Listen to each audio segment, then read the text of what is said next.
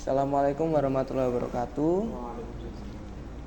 Kami dari SMA Negeri 3 Nganjuk, kelompok 3. Kami dari kelas 11I, 12I. Di sini kami mendapat tugas untuk mewawancarai para pemuka agama untuk tentang materi ahli waris. Nah, kami di sini memiliki beberapa pertanyaan yang akan kami tanyakan ke Bapak Alfi. Bapak Alfi. Di sini kami akan menanyakan 5 pertanyaan, mulai dari urut dari Donan, saya, teman saya ini, dan selanjutnya sampai akhir. Sebelumnya perkenalkan dulu, Kak, saya Krisna. Yang ini pasti sudah kenal, Donan. Dan saya Muhammad Ras Setio. Dan saya Nurkholis Majid. Saya Anan. Oke, nah, langsung mulai saja ini. Ustaz Alfi, saya ingin bertanya tentang bab ahli waris, yaitu apa yang harus dilakukan keluarga jika salah satunya itu tidak sepakat dalam pembagian. Oke, ini pertanyaan yang bagus. Jadi yang perlu kita buka pertama kali dalam hal ahli waris itu ada namanya ilmu faraid. Ilmu faraid, ilmu yang membahas tentang pembagian warisan dari akar-akarnya sampai pohon-pohonnya itu sebagainya. Nah, memang sering terjadi di kehidupan itu, banyak di luar sana berbagai macam konflik, problematika yang terjadi setiap kalau ada namanya pembagian warisan itu. Padahal yang terjadi apa? Bahwasanya Islam sudah menjelaskan bahwasanya pembagian harta warisan itu hukumnya wajib. Nah, kemudian bagaimana dengan mereka apabila terjadi ada satu atau dua yang tidak mau untuk dibagikan warisan atau bagaimana? Mungkin bisa diperjelaskan lagi, tidak maunya itu bagaimana? Jadi mungkin contohnya kayak tidak mau dibagi karena ini sudah mau ada yang tidak setuju untuk dibagi. Jadi Secara ajaran Islam mungkin ya, ada yang perempuan kan lebih sedikit daripada Oh, yang laki-laki. ya. Jadi tidak mau ikut, tidak. tidak mau dibagi mungkin secara hukum Islam. Seperti itu. Baik. Kembali lagi ke dalilnya itu ya. Kalau dalam Al-Quran itu dijelaskan bahwasanya lidzakari mislu hadil unsayain. Sudah jelas.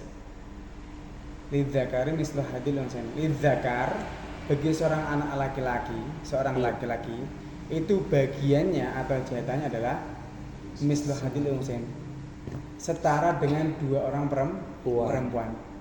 Berarti ibaratnya kalau perempuan 1 itu mendapat 1, kalau laki-laki 1 mendapat 2. Berarti tidak adil. Sudah dari lahir Islam muncul itu sudah adil. Kalau dirubah malah beda lagi nanti. Nah, gitu, rumusnya sudah jelas. Karena apa? Contoh nanti dihapus. Si perempuan nanti akan menikah dengan seorang laki-laki. Si laki-laki akan menikah dengan seorang perempuan. Perempuan bertemu laki-laki, 1 tambah 2 menjadi 3. Laki-laki bertemu dengan perempuan, 2 tambah 1 menjadi 3. Adil? Nah, itu. Jadi ya sudah saja, dikumpulkan aja. Contoh, kapan sih dibagikan harta warisan itu kapan? Ketika si ahli waris yang punya warisan itu meninggal, betul. Salah satunya itu ya. Kalau enggak zaud atau zaujah, suami atau istri, maka akan dibagikan harta warisan. Contoh, punya anak 3, 1 laki-laki, 2 perempuan. Nah, 1 perempuan itu enggak mau dibagikan. Ya udah, enggak usah bingung-bingung. Apa yang Islam suruh, apa yang Allah suruh dilakukan. Islam menyuruh kita untuk membagi. Ya sudah dibagikan. Terserah dia ketika pembagian nggak ikut, terserah. sekarang kan mudah untuk membuatkan bukti itu banyak. Bisa kita mendatangkan saksi, bisa kita mendatangkan orang yang lebih ahli dalam waris, ahli waris, pemuka agama dan sebagainya. Itu bisa juga kita rekam video sebagai bukti bahwasanya warisan itu setelah dibagikan. Urusan dia mau nggak mau itu urusan dia. Gitu. Hak-haknya Di setiap masing-masing. Maka itu kewajibannya mutlak tetap dibagikan. Seperti itu. Baik, terima kasih atas jawabannya.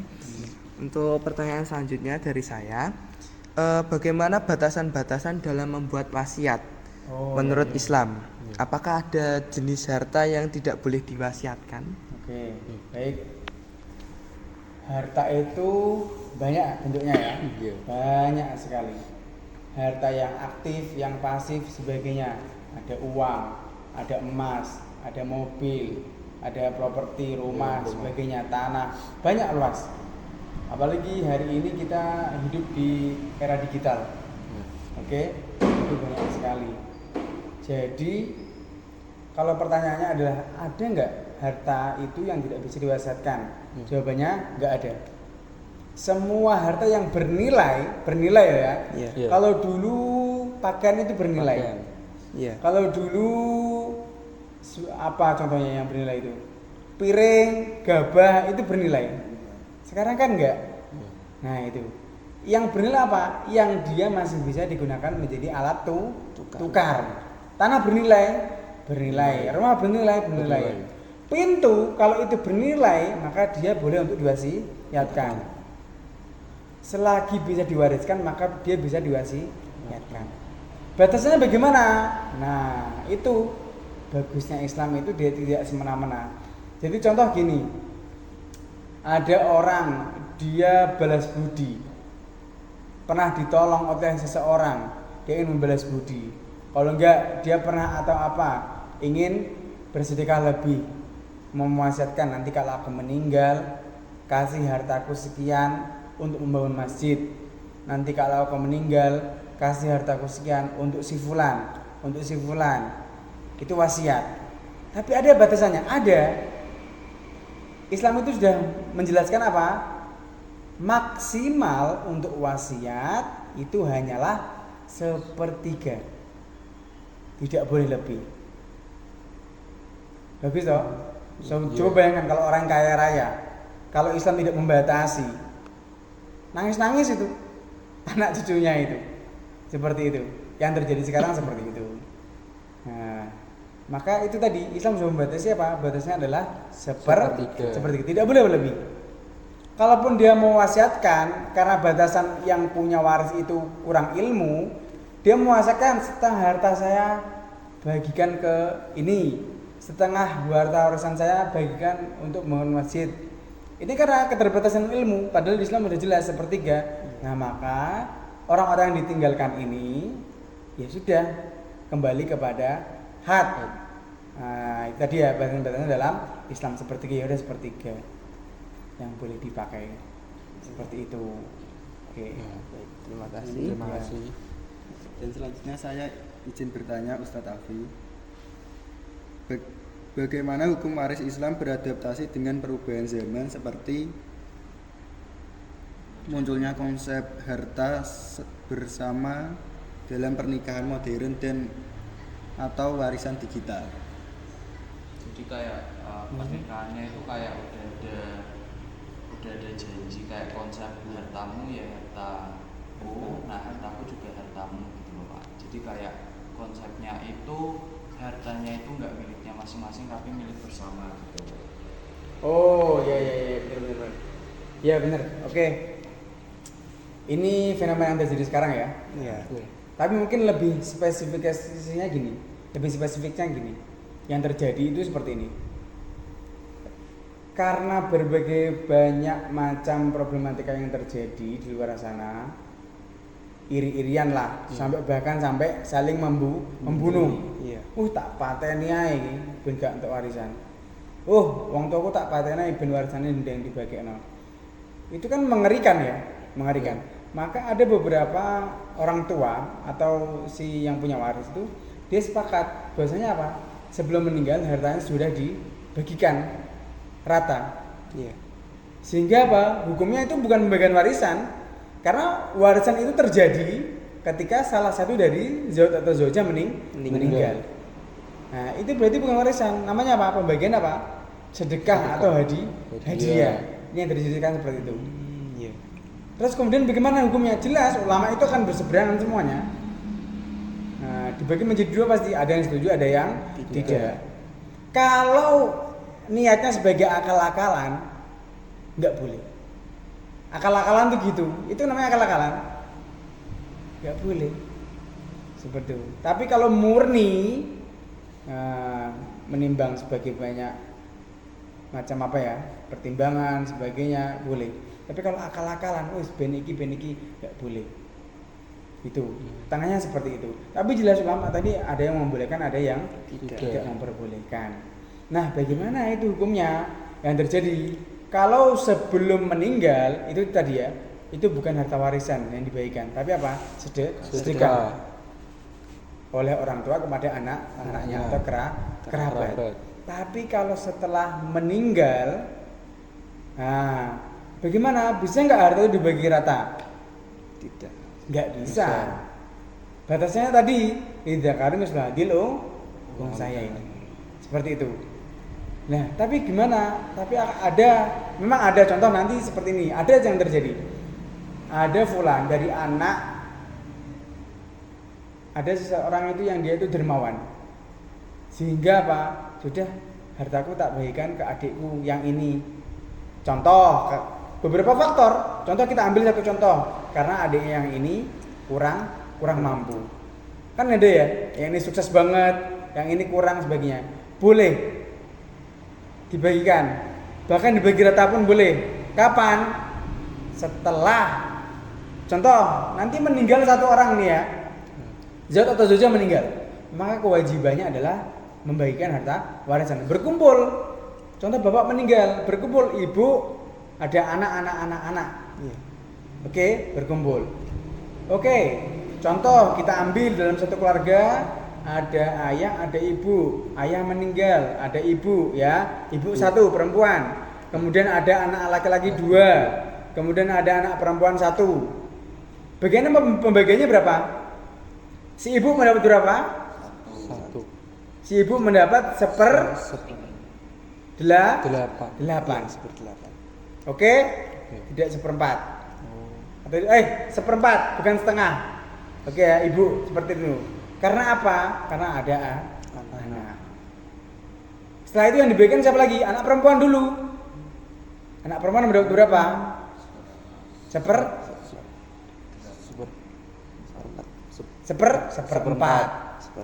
Kenapa 1/4? Karena anak laki-lakinya 2. Karena anak laki-lakinya 2. Ini contoh aja ya. Iya. Seperti itu ya. Anak laki-laki dapat berapa? Setengah. Tidak. 1/4. Anak laki-laki itu sisa. Sisa dikit. Sebentar dulu. Sisa itu banyak sekali.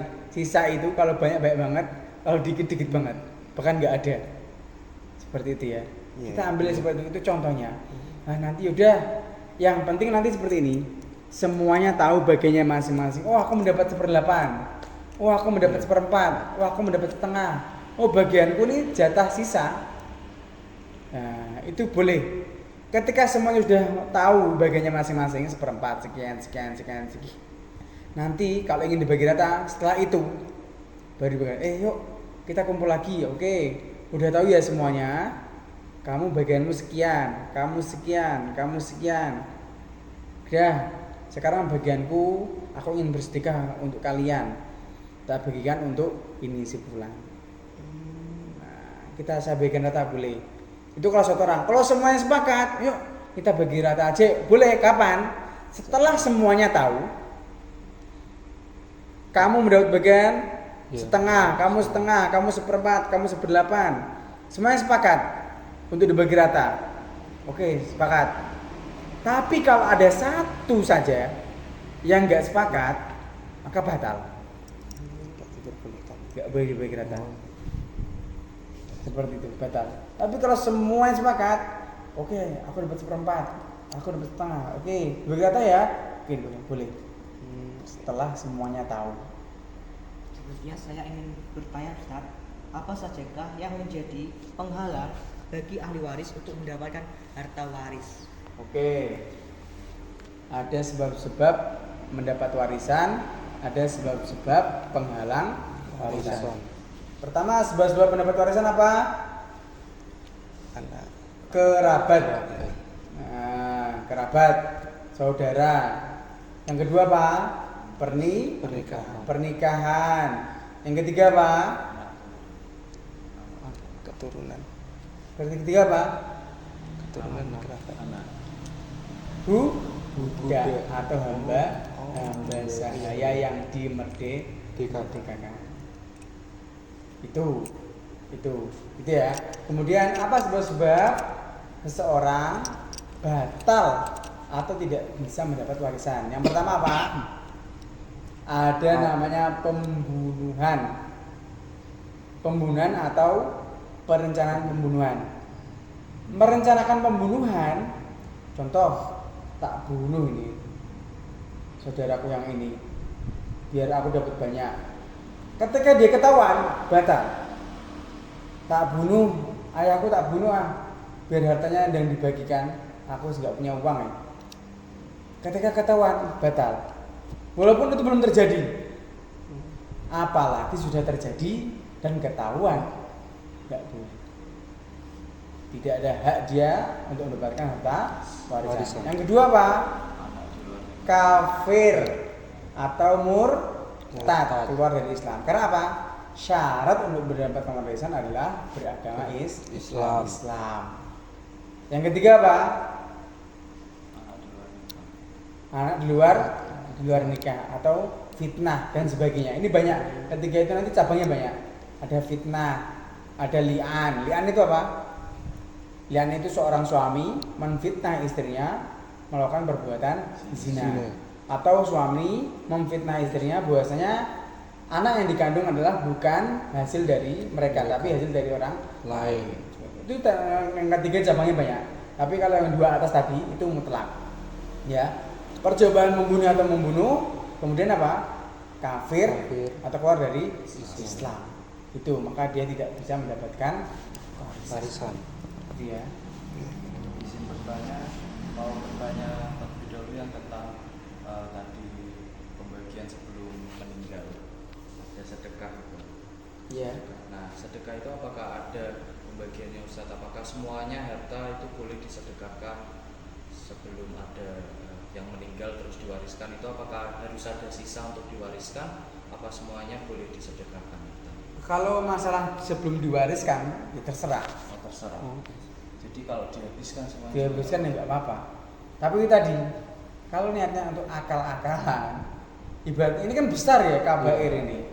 Dia mengakali agama Islam ini. Besar nggak boleh.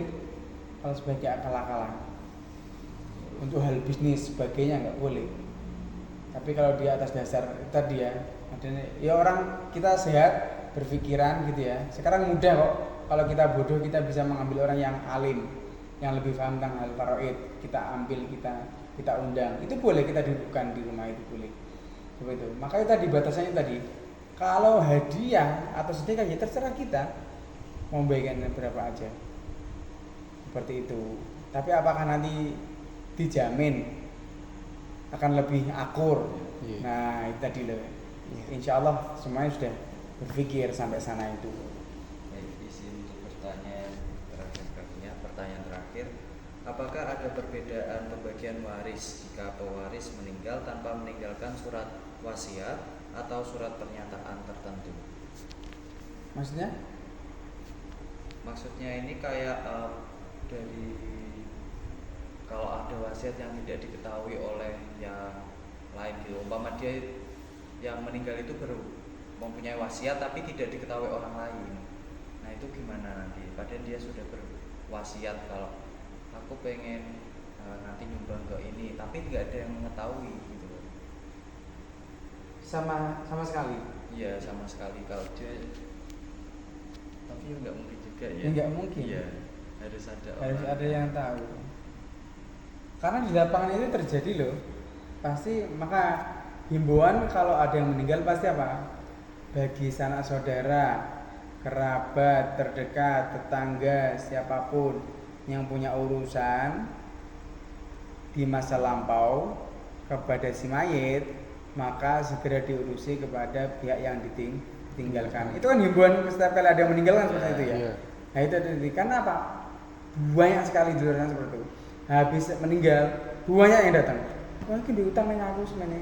Wah ini punya wasiat nang aku loh. Katanya nak meninggal aku harus bayar urusan semene.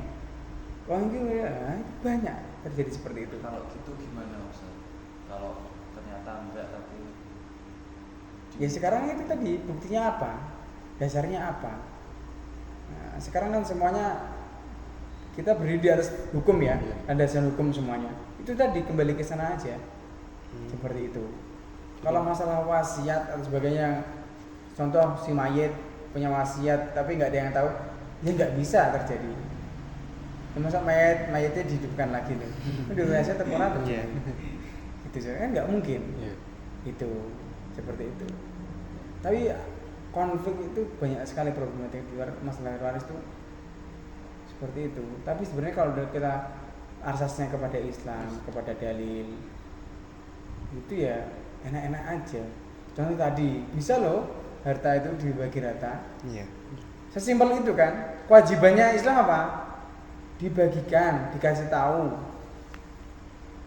Kan sekarang gini, ketika kita pembagian gitu ya, dibagikan kamu seperempat, kamu setengah, apa langsung dibagikan ketika itu? Ya kan enggak, karena barangnya banyak. Ada yang berupa rumah, ada yang berupa tanah, ada yang berupa mobil, sebagainya, properti itu tadi loh. Kan enggak mungkin. Nah itu kan ada waktu. Nah di sana bisa itu, wes gini aja wes. Contoh yang ditinggalkan cuma satu rumah, piye gitu. Masa dibagi-bagi, dijual dulu. Emang dok? Kan dia pernah terjadi tuh. Itu seperti ini. Bahkan sampai itu uniknya seperti itu. Satu keluarga itu sepakat. Bahwasanya apa? Wes kita bagi aja. Ini kita bangun usaha di rumah ini. Saya yang modali, kamu yang ngelola, kamu yang ini, kamu yang ini. Itu terjadi loh. Hasilnya dibagi rata. Itu kan indah banget ya. Islam itu. Sebenarnya norma-norma yang ada dalam Islam itu sebagai apa? Batasan-batasan itu tadi loh ya. Biar kita itu akur, damai, tentram, sebagainya. Tapi kalau kita kembali kepada iman. Kalau imannya lemah, tidak ada imannya itu, setan itu mudah sekali. Wisdam kono. Oh, banyak kok. Bahkan sampai anak menuntut ibunya itu banyak. Iya. Iya, kan? Seperti itu. Yang penting kalau wasiat harus ada jelas. Baik itu kepada saudara. Ingat ya, yang berhak warisan itu nggak cuma anak ya, kerabat itu juga mendapat. Tapi selagi punya anak semuanya Ke anak. nggak dapat. Kapan kerabat itu dapat? Kapan kakek nenek itu dapat? Ketika tidak punya anak. Nggak punya anak, nggak punya istri, udah baru ke sekelilingnya itu dapat. Kalau masih punya anak ya udah berhenti di anak, udah habis semuanya. Gitu. Oke, baik. Mungkin itu saja pertanyaan-pertanyaan yang ingin kami tanyakan ke Ustadz Ali. Ustadz Alfi, mohon maaf. Kami mengucapkan terima kasih atas jawaban-jawaban yang sangat membantu untuk kami. Terakhir kalinya kami ucapkan terima kasih yang sebanyak-banyaknya. Wassalamualaikum warahmatullahi wabarakatuh. Waalaikumsalam.